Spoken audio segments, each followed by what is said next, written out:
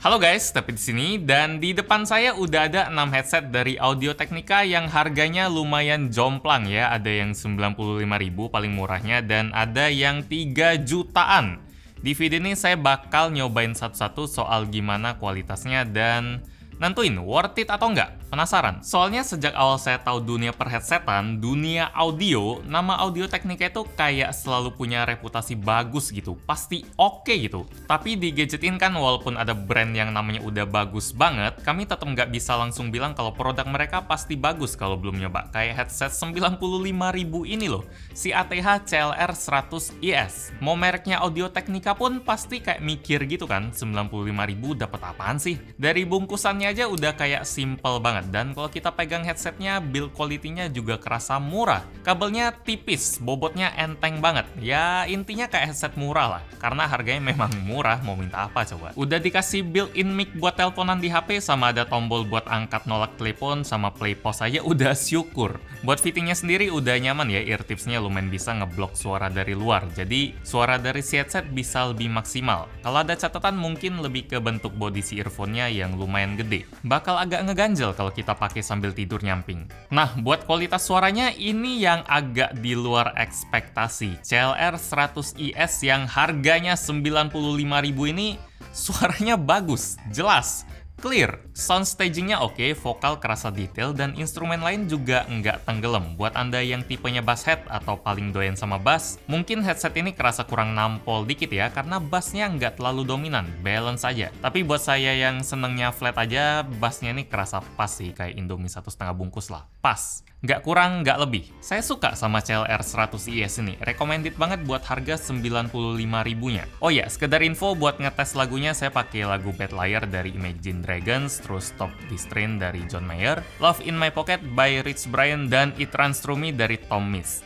Lanjut ke headset kedua yang juga harganya masih termasuk murah, 189.000.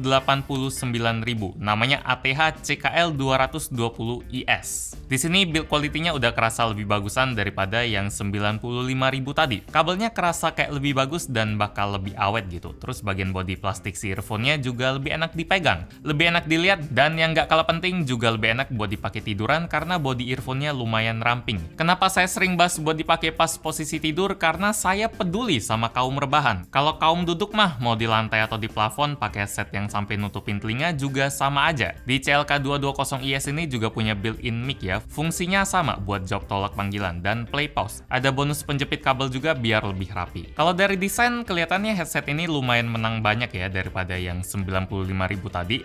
Tapi pas udah masuk ke kualitas suara, saya jadi ngerti kenapa desainnya ini bisa naik jauh. Karena suaranya nggak kerasa lebih bagus buat telinga saya. Malah rasanya kurang balance, treble-nya dominan banget sampai saya harus atur ulang lagi di equalizer. Tajem-tajem gitu.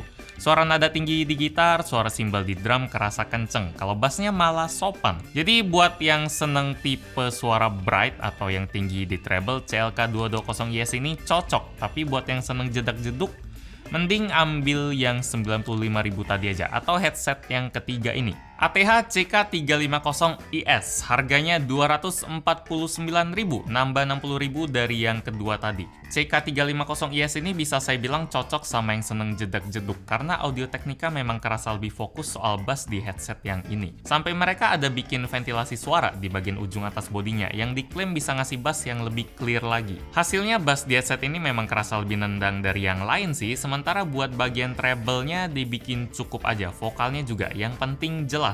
Buat build quality-nya sendiri, tiap kita nambah harga, levelnya selalu jadi lebih bagus ya, kayak si CK350 ini. Kualitas kabelnya kerasa jauh lebih solid lagi, sampai kerasa aman kalau kabelnya tuh kita lipet-lipet atau jepit. Di body earphone-nya juga ada detail logo ATH warna silver yang kelihatan kece. Fittingnya asik, body earphone-nya nggak terlalu gede, dan ada mic plus penjepit kabel juga. Headset ini boleh dicoba buat Anda yang seneng sama bass.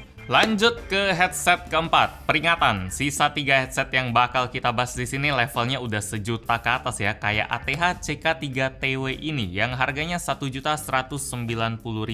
Ini jenisnya TWS, nggak pakai kabel. Desain casingnya lumayan minimalis, tapi ukurannya agak gede. Jenis portnya udah pakai USB Type-C punya. Katanya kalau charging case-nya ini dicas sampai penuh, total pemakaiannya bisa sampai 30 jam. Kalau sekali pakai sih bisa sampai 6 jam. TWS ini juga udah dukung teknologi aptX Qualcomm True Wireless Stereo Plus, dan dia juga punya rating IPX2, yang artinya dia tahan sama tetesan air. Jadi keringet tahan lah. Buat kualitas suaranya sendiri, sifatnya lebih berat ke bagian bass ya, kerasa nampol banget. Buat denger lagu-lagu yang lumayan rame kayak Bad Liar dari Imagine Dragons jadi nikmat. Tapi buat telinga yang nggak terlalu suka bass, suara dari TWS ini bakal kerasa agak berlebihan karena suara mid sama treble-nya jadi sedikit ketutup. Oke lah buat harga sejutaannya. Oh ya, ngomong-ngomong kalau misalnya Anda pengen beli produk-produk dari official store Audio Technica di Tokopedia dan jumlah belanjanya lebih dari 500.000, bisa pakai kode voucher Gadgetin 25K ya, biar bisa dapetin diskon 25.000.